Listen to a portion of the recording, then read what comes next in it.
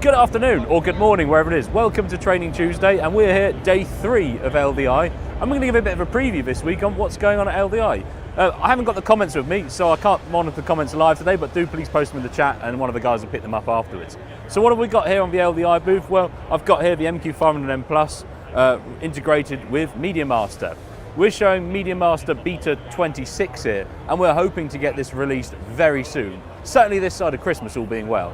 MediaMaster 26, if you've not seen this before, MediaMaster joined the ChamSys family back in September this year. We also have the full line of MediaMaster servers, a VS1 Plus, which is a single 4K output server, VS2 Plus, dual 4K output, and a VS4 Plus, which is 4 4K outputs from the server. For 2 and 4, you can also add expansion cards for things like SDI, HDMI, GenLock cards, input cards for HDMI and SDI. On the console, if we jump over and take a look on the console screen here, as you're aware, and we've shown before, we added NDI to MagicQ, so you can see I've got NDI screens in my viz here, on my execute page here. We can also preview NDI. So in the execute window, we've added a new option under Assign Special here, which allows me to drop in an NDI or a media server preview feed, so this will do CRTP and SEX, also NDI feeds in the viz. A nice little shortcut for you, the little tiles in the media window, pretty small, but if we go over to the output view, we can preview then our incoming server data, either CRTP or NDI here, and a quick press on it will full screen it, allowing me to view the content in high resolution. Tap again, we'll go back to the lower res version there. Let's come on around the booth and show you some more of the products that we've got here. Let's go around to the 500 and 250 over here.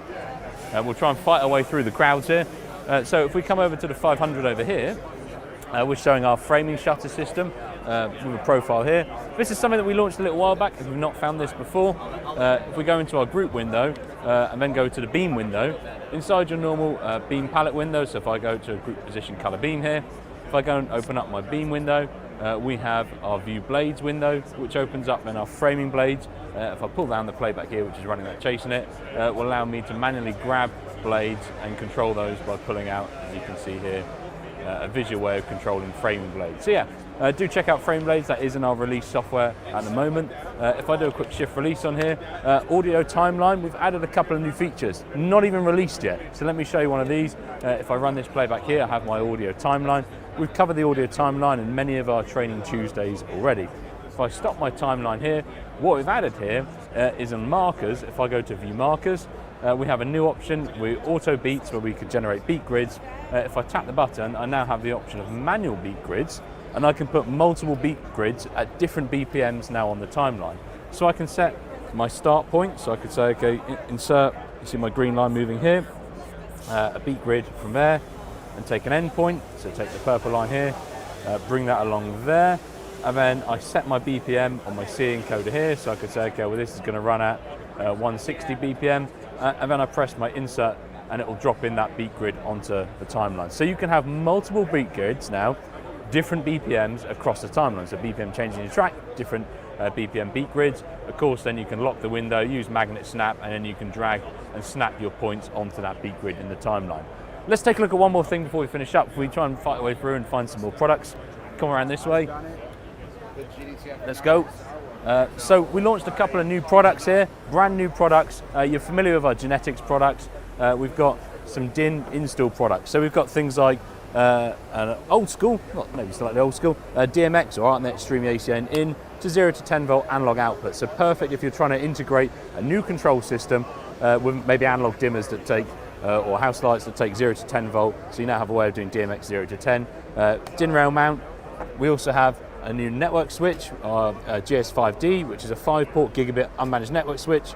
Power it from a 12 to 48 volt power supply. If you chuck a 48 volt power supply in it, it will do PoE output from here. So you're perfect for powering nodes, touch scenes, etc. around the venue. And then our GD4D is a DMX splitter, just a regular 4-port DMX splitter, DMX in, split to 4 outputs with our usual RDM, enable, disable, and retime DMX, again on Phoenix screw terminal for install purposes. And finally, already available is our GeNetix 10-scene contact, which mimics a 10-scene wall plate, but allows me to have each of my 10 triggers on a single output, so I could use a switch, just a simple open-close contact to trigger each one of my scenes, or if you're familiar with the automation window, they can trigger automations within the automation window. So there you go, there's a really quick tour of our booth here at LDI. Do comment along the chat and we'll pick those up later on. And join us for next week's Training Tuesday, which is the final Training Tuesday of the year. As always, it's our Christmas special, so expect some good fun there, and we'll see you there. Thanks for joining us.